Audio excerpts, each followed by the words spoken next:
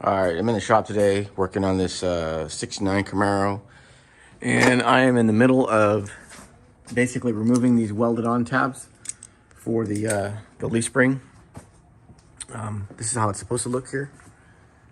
It looks like everything's intact, and there's 3 of those captured nuts that are on the frame, and over here, that is not the case. So over here, they welded it on. Well, maybe, I don't know what happened. Maybe, I don't know, it got loose or whatever. So I'm just basically gonna have to just rip these off. They weren't really on there that well to begin with. So, and this side here, I'm gonna have to rip this side off as well. And then I'll have to, my plan is to cut this section here just out, and then just weld a new plate in. And then on this here, do the same thing. I'll probably have to cut, this whole pocket out there. And then for this one, it'll be a little bit more complicated. Here, it's kind of crushed, so I'll probably cut it along here and up here, and then across this, and then basically just put a new plate in. But this shoulder got basically destroyed, so I'm gonna have to, the new plate's gonna have to come up to about where this was here. So yeah, that's what I was gonna do. Yeah, so that's kind of what it is, and that's what I'll be doing. So, and then when that's complete, I got new spring purchase for these. So this one's it's a little beat up and ripped and crappy welds on it, so it just looks like garbage. I guess a bolt welded to it, I don't know. So got that, and this side, same thing. So I have so what I'm going to do is, which I didn't know, that these Camaros came with either a monoleaf or a multiple leaf spring pack. And what I learned is one of the guys, friends that owns this car, told me that basically the monoleafs have a different locating mechanism. So what I'm going to do, because what's going to go in here is a multi-layer leaf pack. So I bought new purchase, and I'm going to cut this part off on both of them, and then I'm going to basically CNC plasma cut a new shoulder, and that's going to push everything down about a ½ inch, and then I'll have a way to locate off the spring eye bolts, which would be on the back side of these here, those little nubs there. So whatever the size of that is, that's what I'm gonna do. So do that, perks mount, do this, and then, sorry, not perks mount, but leaf spring mount. And then come back to this, clean these up, take them off, clean the axle up, paint it. And he also wants posi, so I'll have to do that too. So I'm gonna basically move this into the garage. Well, yeah, so that's what's gonna happen today. All right, let me get to it.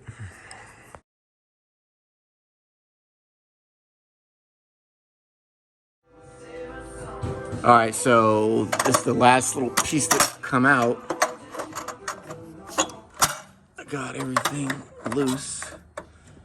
Just gotta get some pliers and pull that section out. Got that section out, the back section. So this is the part that was actually just crushed. So I'm gonna get my vice grips here. Where I put them. Oh, you know what? They're on the differential. But anyways, but yeah, so let me get my all right, so got my trusty screwdriver. So I'm just gonna peel this out.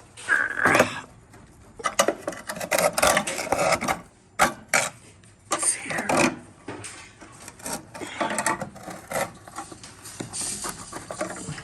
All right, so if I could just bend that back and forth. Actually, you gotta cut it a little bit more. All right. Be right back. All right, so now I got everything out.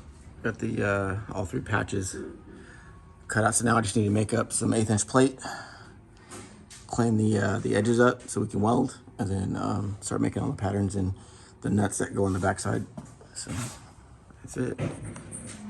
All right, I got one side plated up, one section I should say. So now I just gotta TIG weld the 2 plates together, and then I may or may not TIG weld the assembly to the body. I might just MIG weld it because the body's dirty on the inside, so I don't know how well the TIG weld will take to that. So that's what it is. That's repaired. So I'm gonna weld it up and then see what it looks like.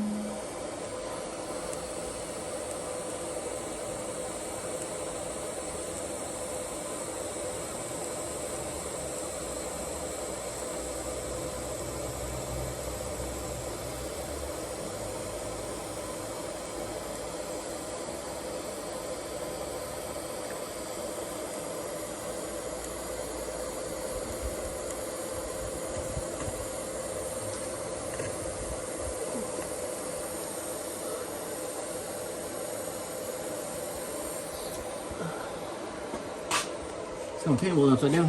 Yeah.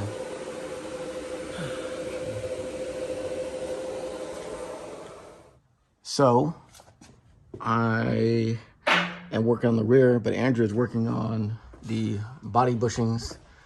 Where's that one that you just pulled out? So that was what we just pulled out with the subframe. So it was pretty wasted. I think the other one, this side didn't even have one on the top. One of the bushings didn't have one. is missing. So the problem before, the issue before is we couldn't get the crossmember plates in because the bushings were so smashed that it wouldn't fit between the floor and the frame. it wouldn't fit. So we got some polyurethanes in there.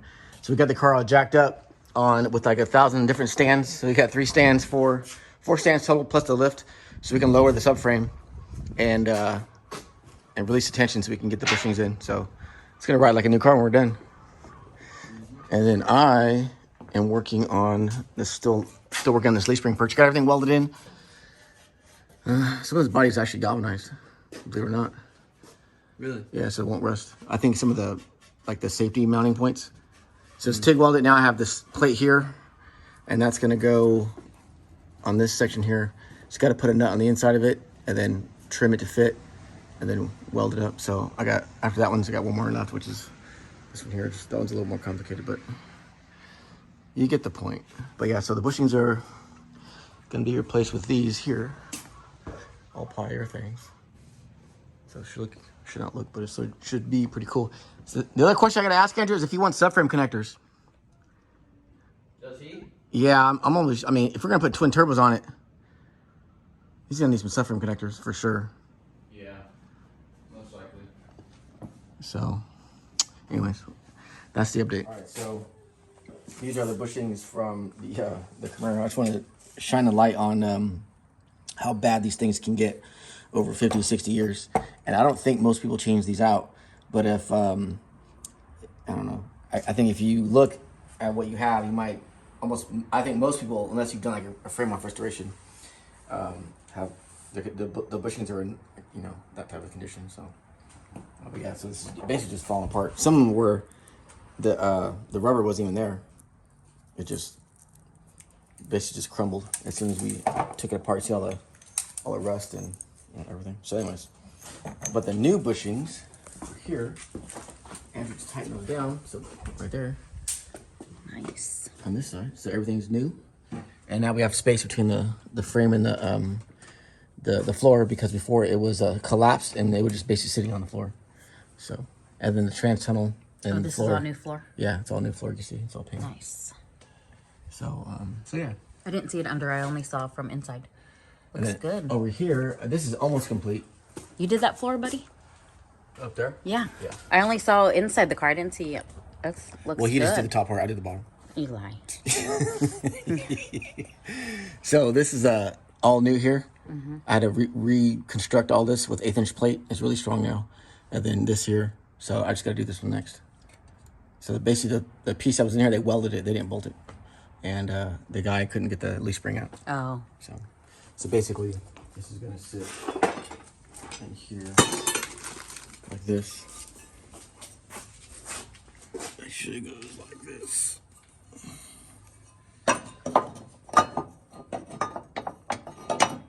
Oh, they welded it before? Yeah, so that's gonna go like that. All right. Everything's set in it. So let's go do the front piece here, and then. So can be done tonight? No. I think we're done for the day. But try to get you drinking your drink. But yeah, so it's funny because it'd be hard to do it in your garage. You couldn't do it obviously, but you gotta support the subframe and you gotta support the body and you gotta let them separate. So it was a little task. It wasn't super hard, but just gotta do it strategically. Interesting. You said if this was yours, you'd do what? Tube chassis. I would just get rid of this whole section and make it tube. Interesting. That'd be a lot of work. I mean, it's basically like my truck, but like that kit I got. But It could be the way it's sitting on the lift too. You won't know until you actually get on the ground.